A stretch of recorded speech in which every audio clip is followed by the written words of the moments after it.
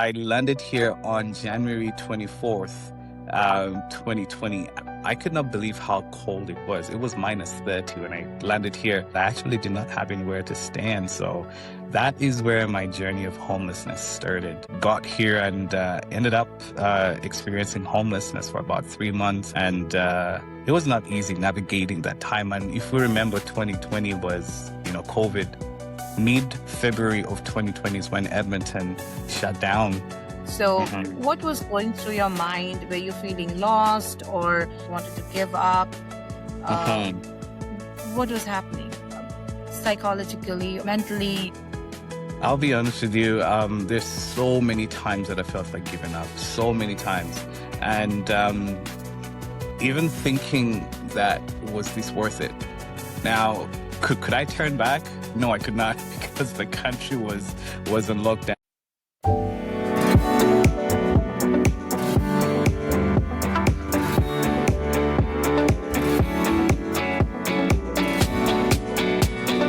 Hi, Brian. Welcome to Aligned Voices.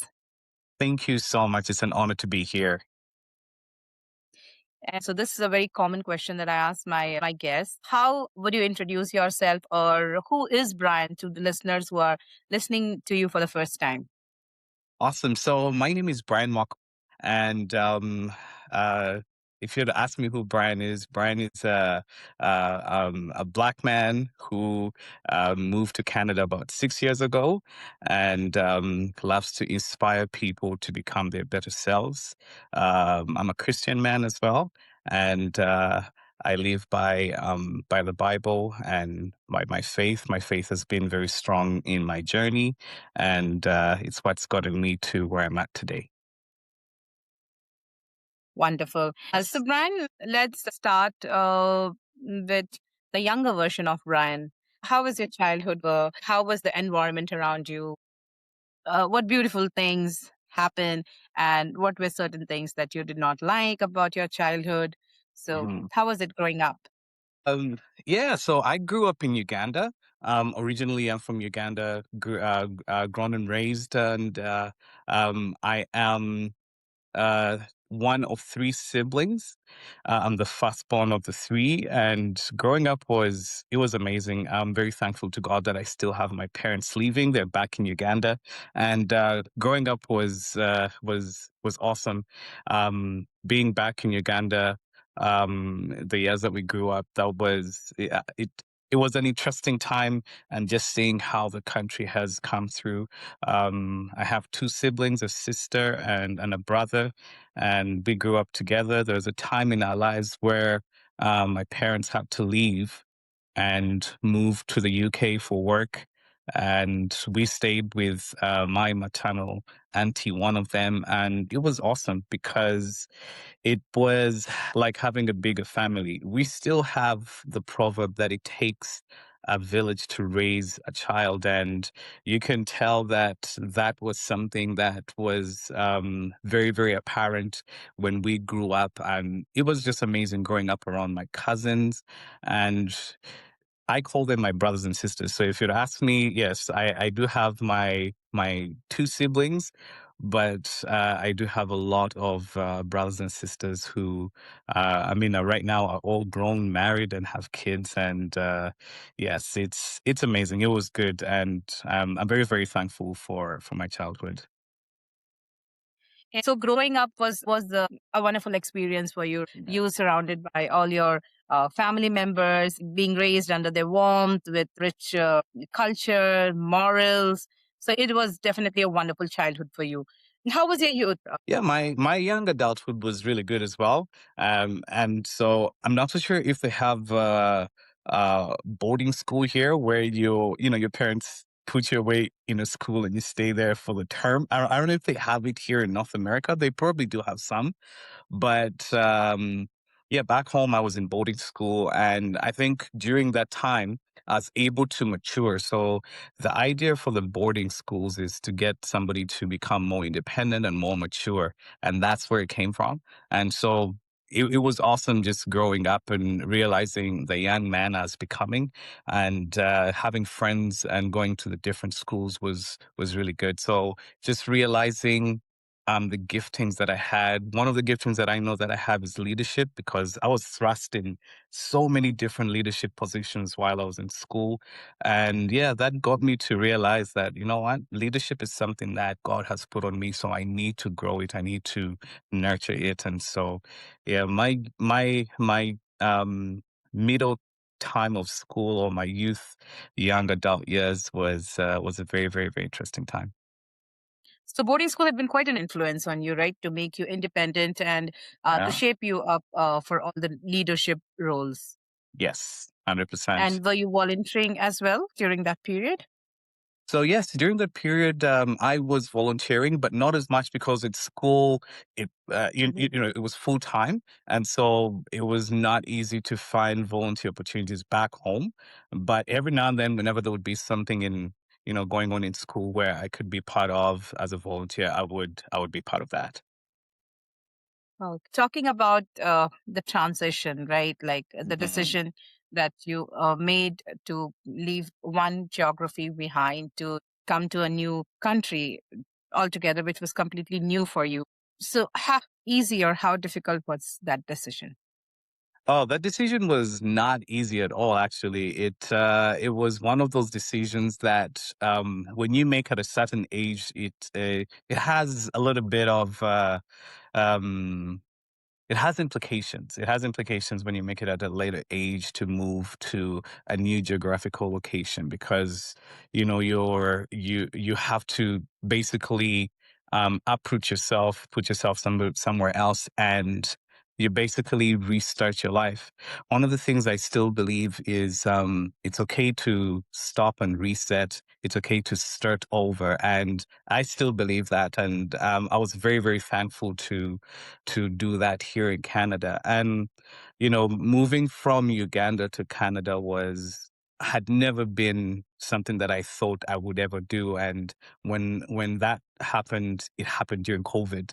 And moving here was not easy. It was a very, very tough time, but it was something that I needed to do. It was that time that I probably need to move. And I had my sister, my brother, and my parents helped me with that transition as well. And it was an interesting time. It's one of those things that one of those journeys in my life where I know that it did change the trajectory of my life. Mhm. So, the family stood by you, they shaped the transitions completely, right? They prepared you for the whole new journey. Yeah, they So, what did. besides family do you regret the most leaving behind? Oh, I regret living the food, the weather, the the fruits. Yeah, I regret leaving that behind. Apart from my family and friends, yeah, the food, the weather, the fruits. Yeah, I that's something I'm just like I wish I could bring that with me, but yeah, it's not possible. So yeah, yeah. And when you came to Canada, when you landed here, what was your first reaction? Like, how was it? Yeah, so when I landed here, to make it exact, I landed here on January 24th, 2020. And I'll never forget because I came through Pearson in Toronto and then transferred to Edmonton. And landing here, I could not believe how cold it was. It was minus 30 when I landed here. And when we study about your boiling point and cooling point and then freezing point, zero is freezing. And so I was like, how do human beings survive in minus 30? So it was minus 30 when I got here, and it was a shock to the system. It was one of those things that I can never express to anybody. And for anyone who has come from a tropical or warm country to this, they have the words, or sometimes they don't have the words to express how much yeah, that shock hit them. And for me, it was the same. And moving here and realizing that I actually did not have anywhere to stand. So that is where my journey of homelessness started. I got here and ended up experiencing homelessness for about 3 months, and again met different friends. I was able to couch surf for a little bit, sleep on a friend's couch, and it was not easy navigating that time. And if we remember, 2020 was, COVID.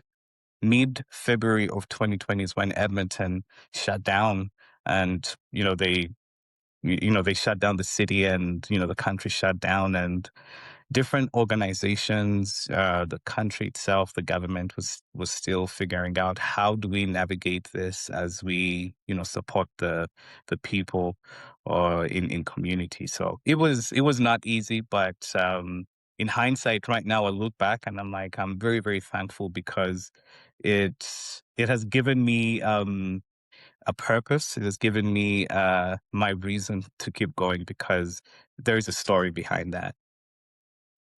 Yeah, talking about homelessness. So, when you reached Edmonton, did you have any place to stay, anywhere to go? Yeah, I did not have anywhere to go, anywhere to stay. And yeah, and I stayed in a shelter for a little bit.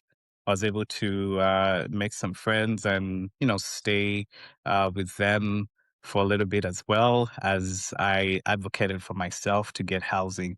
Because again, during that time, nobody was in office. Every now and then you would, you know, try and see if you were able to catch somebody in office so that you can go advocate for yourself, look for housing. And, because of COVID, there was the confusion, should people be in office? Should people, work from home? It was not yet concrete what people were doing. And so it was tough to just get somebody who could help you when you walked into an office. Speaking of you, you're coming from a very different country where the laws and the policies, everything was very different from Canada. So, how did you get a direction, like whom to approach, where to go? Yeah, so I was able to get help from different friends that I made while I was here. And so they're the ones who were giving me ideas on where to go, who to approach, which authorities to go to.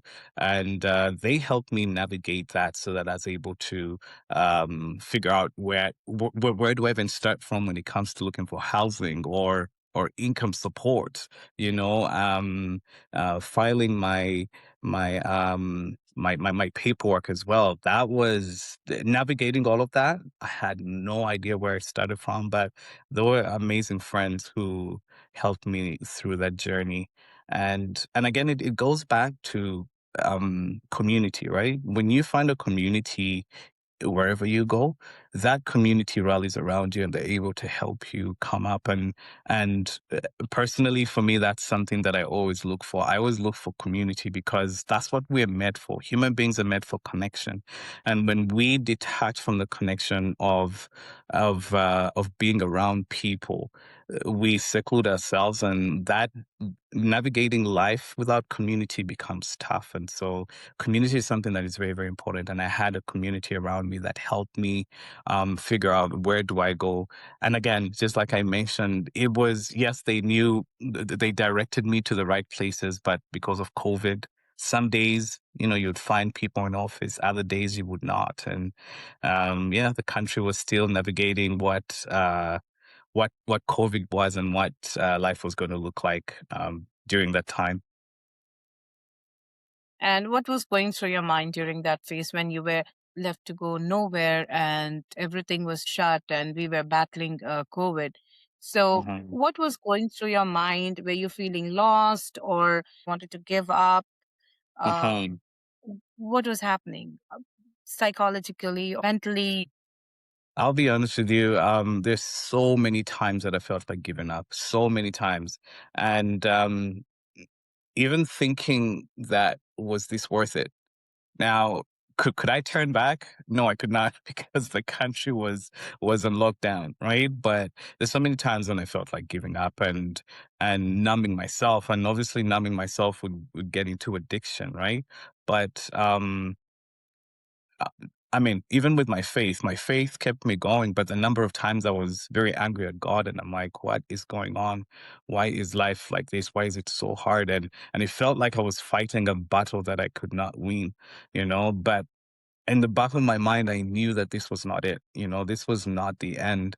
And There is a saying, I forget the gentleman that says it, that sometimes the bottom of one mountain is the top of the other. So, sometimes you're going to go through those valleys, and those valleys sometimes you're there longer than you want to, but those valleys are meant to build your character. They're meant to stretch you so far that they make you a better person. And so 100%. I felt like giving up. I felt like, no, this is not worth it. Why am I going through this? Why am I even, trying so hard to find housing?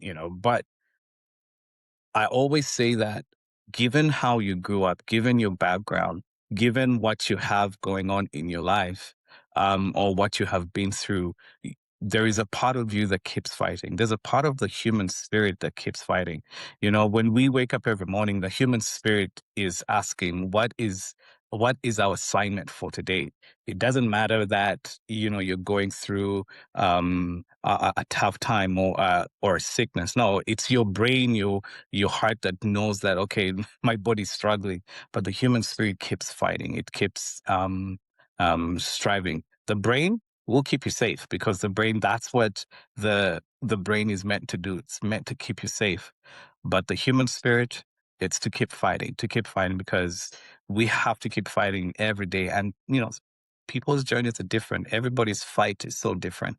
But yeah, during that time, I had to dig deep and keep fighting, and know that there is purpose. There is something more to this than that. And I knew that coming out on the other side, I will have a story to tell. And I hope that this story would be able to help somebody else realize that, you know what, I can get through.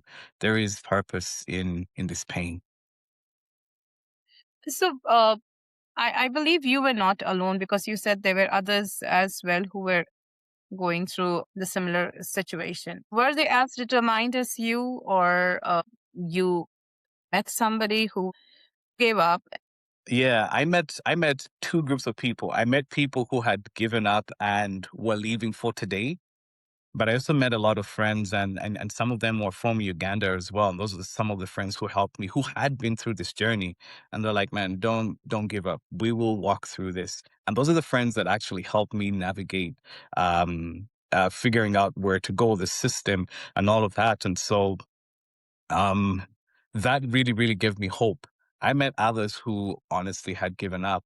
And during that time, it was also a time for me to speak life into them, and be at a place where I'm like, hey, look, like, it doesn't look like it right now, but you can come through this, right? And at the end of the day, it's a journey. You have to journey through this. Very many people will see the success of somebody, but will never understand the journey it took to get there.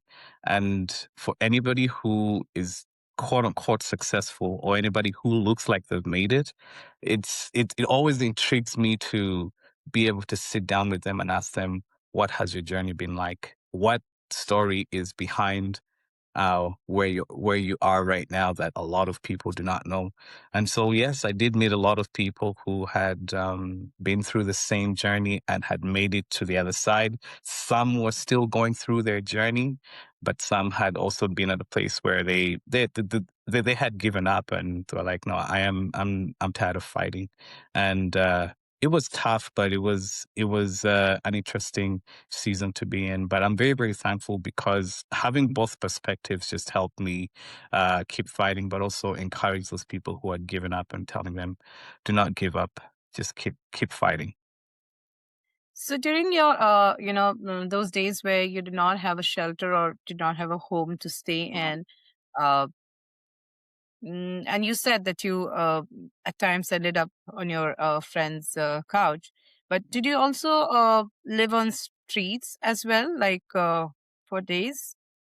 Yes, there are moments when I lived on the street and stayed in a tent, and those were tough. Those were very, very, very tough days. But I'm very thankful that there were not as many, because I was able to stay with friends. The shelters were available, but again, if you remember during COVID, because of the social distancing, a lot of the Yes. shelters were not up to capacity. So, a shelter that would hold 250 with social distancing, that would be cut by half, right? And it was not easy doing that. And so it was tough. 100% lived on the street, lived in tents for a little bit there, but yeah, it's a season that I know that made me who I am today and has shaped a lot of what I do today. So, Brian, I wanted to ask you had a home back in your country. You Yes. had people around you, and you never thought of this situation ever in your life. The first day on the street, how was it? Oh, that was tough. I never thought I would ever go through this in my whole life. But I think one of the things that I can explain that season of my life with is something that my counselor told me, is that sometimes our brains go into fight, flight, and freeze. And those are situations or cognitive times that you go through as a human being, where when you're faced with a situation, you're either going to fight, you're either going to freeze, or you're going to go to flight. You're going to run and just not want to face it. And I feel like that during that time, as much as I could not believe it, part of me was thinking, I still need to leave. I still need to keep moving. I need to figure this out. And it was tough. It was tough. Knowing that I had come from a place where, I have a bed, I have a roof over my my head, to a different And country knowing that where, you won't ever go yeah, hungry or won't be exactly. without a roof. Yeah, So yeah, so exactly. Yeah. To a place where now I'm thinking, okay, I'm at a place where I'm like, some days I don't even have something to eat, or I eat one meal a day. Like, that was very, very tough. And I could not believe it. I could not believe that this was happening. And the other thing I can tell you is that, coming from Africa, what we see about the Western world is nothing like what I went through. All we see is the lash and the beautiful things, but you don't realize the reality of being in a country like this. And every country goes through something. The reality of the fact that there are people who are hurting, the people who are going through what they're going through. And I think that was very, very humbling, knowing that when you go to the different countries, it's very easy to not realize that even for those countries, there is a lot that happens there. And so, personally, for me, going through this was a huge realization. And also seeing people on the street was a huge realization that there is real life here, people going through tough times. And um, it was an eye opener, but very, very, very humbling time as well. Hmm. um, I'm really happy that you changed things around for yourself and you stayed really positive through that phase. You did not give up on your faith. You did not lose the direction. Uh, on the streets, did you ever come across others who were not determined or ended up relying on substances to numb whatever they were going through, numb their pain or their loss or grief? Hmm. Yes, yes, yes. I came across a lot of people on the street. Some of them became my friends. A lot of them have died off along the years, but yes, I did come along. I did come alongside a lot of them, and I met a lot of them who used substances to numb what they were going through. And at the time, coming from where I came from, I did not understand it. It's afterwards that I came out of it that I did understand um, what that looked like and why that happens, right? And there's a guy who he's a doctor in Vancouver, and he's worked in East Hastings, and he talks about how um, the opposite of addiction is connection. When somebody lacks a connection to community, a connection to something else, they will replace that with something else, and usually it's addiction. He also said that a lot of the people that you will see on the street, 90% of them or 98% of them will have adverse childhood experiences that have led them there. Every one of that of the people that you see on the street has a story, and that story stems back to their childhood. Something happened in their childhood that brought them to where they are today. And I always say that there are people who have come through and have made something better of their lives, but there's some who are still struggling. And for me, having been with them and having walked that journey, and right now the work that I do is within the unhoused community. I see what life looks like, and I can relate to a certain extent because, depending on what your life was like growing up, if you do not know any better, you are not going to see anything better than what you have right now. It does take a lot of brain power or rewiring your brain to see something different from what you experienced as a child. And depending on what that looks like, um, you have nightmares or you have thoughts that come back and you're trying to numb those or you're trying to run away from those. It's just going to be hard. And some people are not willing to unpack what that looks like because they're scared, right? When you sit before a psychologist and a psychiatrist and you have to talk about what your childhood was, it's almost like ripping a bandage off a wound so that they can treat it. And for some people that they don't even want to go there. And so it becomes hard and becomes a cycle. And again, like you've said, numbing whatever that felt like goes into then addiction. And since you know you have come across so many people, yet people with both perspective, right? People who Yeah. wanted to continue, while there were some who were giving up or who wanted to give up, or maybe given up. Do you have any story that had stuck to you? Like if you have one story of a person who you really wanted to keep on trying, and but he decided to give up. Yeah. So there's a friend of mine who I met on the street, and sadly he passed away a few years ago, and he was an awesome friend, but suffered mental health, severe mental health. But whenever he was on medication, he was doing well, and every now and then he would miss medication, and so at some point I made it my um my one goal to make sure that I do walk with him, so that he gets his medication whenever he needed to get his medication. But this is a guy who grew up, had his siblings, about five siblings of his. He had five siblings, but grew up in a very, very dysfunctional household. Um, Mom and dad were not seeing eye to eye. Dad was on alcohol most of the time.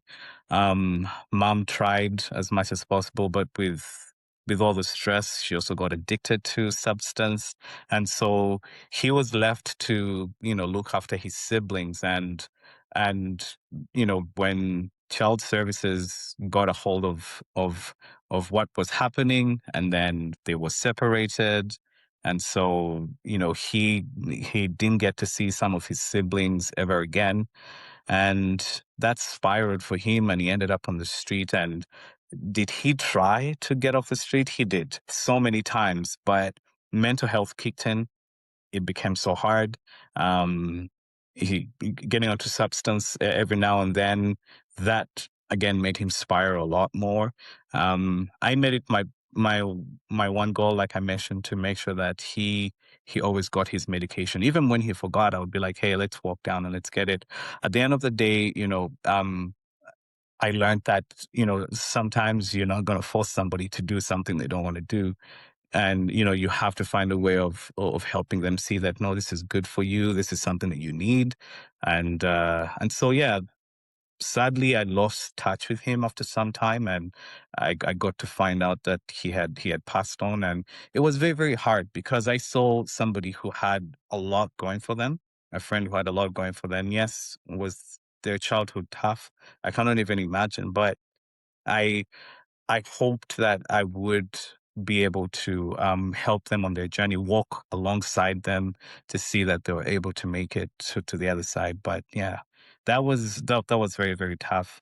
Um, that's one of the stories. There's so many other people that we have worked with, or that I work alongside in my job today, that it's tough to see them go through certain things. But I know that it's a journey. I do understand that it's a journey, and for some people, the journey doesn't look like what we want the journey to look like for them, and it can be tough sometimes. But it's also very humbling to see them make steps every day to be better, and it's about recognizing those steps and recognizing the journey, not recognizing the outcome and want the outcome for them. Yes, the outcome, you want the outcome to be good, but it's also acknowledging that their journey is not easy, but they're making progress in that journey.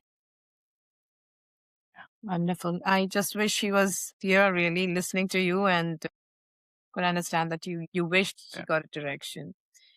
Um, Talking about something that really inspired you, like someone who faced all odds. Of course, you are one among them. So Mhm. we'll definitely talk about what you're doing right now in some time. Yeah. But any story from the streets or a person that inspired you, he or she fought all odds and got a direction, and Um, yeah, they turned the whole thing for good. Um, to be honest, right now I cannot think of anyone right now while I was going through it. Though I can say that there are people who I have met in the shelters as I worked um, during my time here, as I've worked with the organization that I work with. There's some people who I have met, who I have seen just go through, and it's been very, very encouraging to see that they have fought to um, you know, come through what they've come through. And you listen to their stories and you're like, oh my goodness, this is amazing. Like, you were on the street for 20 plus years, and you have been able to make your way off the street, walk through the addiction, get stable housing, get something to do work wise, and figure life out. There are a few stories like that that I have heard, and it's very, very, very, very encouraging. Very, very encouraging. Um, but for me, I can say, even while I was going through that season of my life, there's so many friends of mine who I met here, and they told me a little bit of their story as well, moving here, and ending up figuring things out. There are a number of them as well who have a story that is a little bit similar to mine. And they're the ones that encouraged me. And I was just like, oh my goodness, if they can make it through this, I know that I can make it through this. They have fought through it. They know the system. They have made it to now. I know that I can make it through. So those are some of the ones that encouraged me. Again, I always default back to my faith. When you look at what Jesus went through on the cross and came out on the other side, you know that you can overcome anything. You know that he has a plan. There is a plan for you. As the Bible tells me, he has a plan for me. So I have to stick to that plan. There is a reason as to why I'm going through this pain. I still believe that there is purpose in pain. If you decide to just rewire your brain a little bit, and still believe that, you know what, I'm going through this season. Seasons don't last, and we can see it here. And that's why I love Canada, because it actually shows you how seasons don't last. We go through But winter and you tough think, people do. But yeah, tough people exactly. do. Yeah, exactly. You go through winter and you're like, holy, this is so long, but you open your eyes and it is spring, and everything that had died off comes back and it's new. And I thought about it the other day. When you look at the leaves that are on the tree right now, during winter time, those leaves are going to die off. But there's going to be something new, something different next year. I'm just like, that is awesome. That is why I believe that we are made new every time we go through a season. Yes, does your past sometimes come back and haunt you? 100%. But you have to use your past to propel you to what the future holds. And we don't know what the future holds, but we can be able to walk into the future knowing that, you know what, it's a different season. This is a different season of my life. There is the gentleman, I forget his name, but I will mention this again. He says that the top of one mountain is the bottom of the other. So let's keep climbing. Let's keep climbing, because when we say that we want to get there, there becomes here. And when you get there, you're feeling like, okay, I've gotten here. I still believe that there is something more. There is something more to keep fighting for. And so being able to know that, you can make it through, and listening to other people's stories, or what, your life has been like, that propels you to go through. And for me, I would say that it's a mixture of a lot of things that helped me to keep fighting and to keep going through. Absolutely. So you were quite lucky to have good people around you, right? And you had your faith intact that helped you move through the whole journey. I just wanted to understand if parents or friends see their loved ones go through mental trauma or maybe substance abuse. Uh, Mm. what what should they do? What better can they do, and what should they avoid doing to Yeah, help their I loved think ones? one. Yeah, I think one of the greatest things is to show up. Someone knowing that you're there means a lot, especially if it's family. That's the greatest thing, because I know that it's very easy to want to get to a place where, you see the person healed and not going through what they're going through, and it's very easy to use the negative to want to get the positive. And by negative, I mean condemning what they're doing. And at the end of the day, what they're doing is harmful to their body or to themselves. But it's showing up and being supportive in their journey of figuring it out, and whatever that looks like for them. But also getting around different organizations that can help them. So, and creating a community. Okay, maybe I'm too close to the picture. Maybe there is an organization, or there is some of the people who can help me in this journey. Um, and I think that's very, very, very important. I am honestly privileged to serve on a board with CASA Mental Health, and that's an organization here in Edmonton, and we're expanding to other cities. And the main thing, or the main vision for CASA, is to see that we help the missing middle when it comes to children who are children and families who are going through mental health. And it's about having that community, because sometimes as parents, or sometimes as siblings, we're not able to help the our immediate loved ones, especially if we do not know what we're responding to, or what they're going through. Sometimes it's very, very hard, but the main thing is showing up.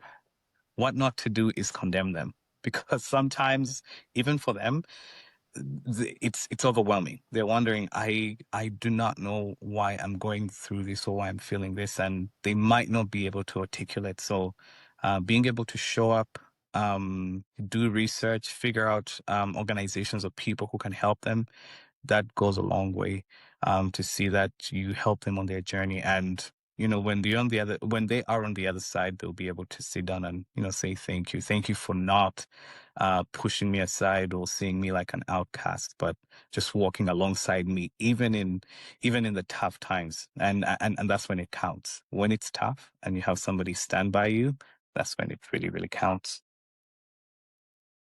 Thank you so much for sharing that. And I think it would be really useful for listeners who are parents or who are seeing their loved ones suffer, I think this would definitely uh, be very, very helpful for them.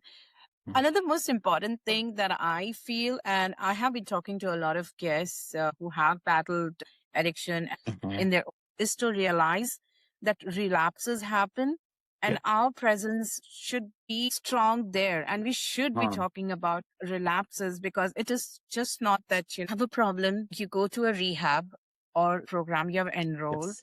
and you come Yes. out sober. Yes. There are relapses in between, and we are not talking enough about it. Yes. So Yes. And I share the same view. It's about the consistency, right? When you have somebody consistently there, yes, it's also hard for them. It's hard for them to see you relapse. It's hard for them to see you go through that. But when you have them consistent, and that's the thing with parents or loved ones who have loved ones who are going through that cycle. It's about constantly being there. They know that even when on a good day, on a bad day, you're always there. You will not give up on them. That alone gives them a reason to keep fighting, right? It gives them a uh-huh. reason to know that, you know what, there is somebody out there who loves me so much that they are encouraging me. They're not giving up on me. So let me keep fighting. Yes, I yesterday I fell down, or yesterday I, missed the boat, but you know what? I'm gonna get up today and keep fighting. That is already a leg up for them, right? And yes, I share the same. You know what? Somebody will relapse, somebody will go through, and that's the reality, right? It's not linear. It's going to be, there's going to be ups and downs, but it's about not giving up and keep moving and standing with that person. But the consistency of community, the consistency of somebody who loves you, goes a long way to give you a leg up to know that I believe somebody's out there. So yeah. I thank you so much for sharing that. I think that's very important. We have to focus on relapse too. I know it's not easy for families to see their loved ones sober and then again relapse. Mm. But then still we have to stay stronger as community, as loved ones, as parents. I think yes, we have to stay stronger there. Now coming back to your, you know, uh, a current work or your current project, what are you working on at the moment? Yeah, so at the moment, so I work with Mustard Seed here in Edmonton. I work as a campus navigator, um, and my main role is I work alongside the peace officers off of the University of Alberta. And my main role is to respond to any social disorder calls. I'm part of a team called the Community Assistance Team, and we help walk alongside our community members here. Anybody who could be going through a challenging time, it could be homelessness, it could be food insecurity. We help them, just walk alongside them to figure out how they can navigate getting any help from any organization, our inner city organizations mainly. And so that's the work that I do full time. I'm a part time fitness trainer as well. And then I started a podcast, and I am starting a podcast. It's called Your Awesome. Voice. Yeah, Your Voice Chronicles podcast. And again, the focus is around storytelling, being able to tell our stories, because everybody that you will meet around you has a story. And it's Absolutely. about being at a place where we're able to sit down and share those stories. One of the things that I remember growing up was having my grandmother or my grandfather sit down and share their stories, their life stories. And that is something that I know some families still have, but I feel like it's dying out. So if we can have a space where people share their real raw stories, what the journey has been like, so that people just don't look at what they have achieved. People look at the journey that they have taken to be there. And again, it's not about the big achievements. It's about being able to know that, you know what, I got through yesterday. I got through today, or this has been my story. And It could be a bus driver. It could be a single mother. It could be the person working in the corner office, or it could be the person who cleans our tables. Everybody is carrying a story. And sometimes those stories are stories of resilience, of growth, of becoming. And those are the stories that sometimes help us become our better selves, because sometimes somebody needs to hear your story to keep going in theirs. And so that's going to be the main focus of the podcast. Wow. And Yes. did you launch it yet, or are you about to launch? Yes, so I will be launching it this month. I have my first episode is going to be the why behind the podcast, and then I will be telling my story as well this month. Lovely. I think you have come a long way, and I am sure that you would be showing the right direction to people who are in need. Eh, So, if listeners want to take one thing from the podcast today, what would you want them to hear? Let's see. One thing that I want them to take away from this podcast is one. I will say it again. Um, the top of one mountain is the bottom of the other. So keep climbing. Surround yourself with people whose eyes light up when they see you. Surround yourself with the right people, because sometimes we have around us people who are not right for us. So surround yourself with the right people. And the other thing I would say is that you have a story, and your story is powerful. So don't give up telling your story. Go out there and tell your story. And I can always say that your story is not over yet. Keep fighting, keep going. Thank you so much, Brian. Yes. And that brings us to the end of this podcast. And I'm sure that we are going to have more episodes where we would be talking about different aspects that listeners should be hearing and that would be helpful for them as well. Thank you so much. And it was really good to have you. Thank you very much. It was an awesome honor to be here. Thank you so much. Bye. All right, bye bye. To stay connected, visit our website and follow Healthy Aligned Living on Instagram, Facebook, and YouTube for more conversations, insights, and updates.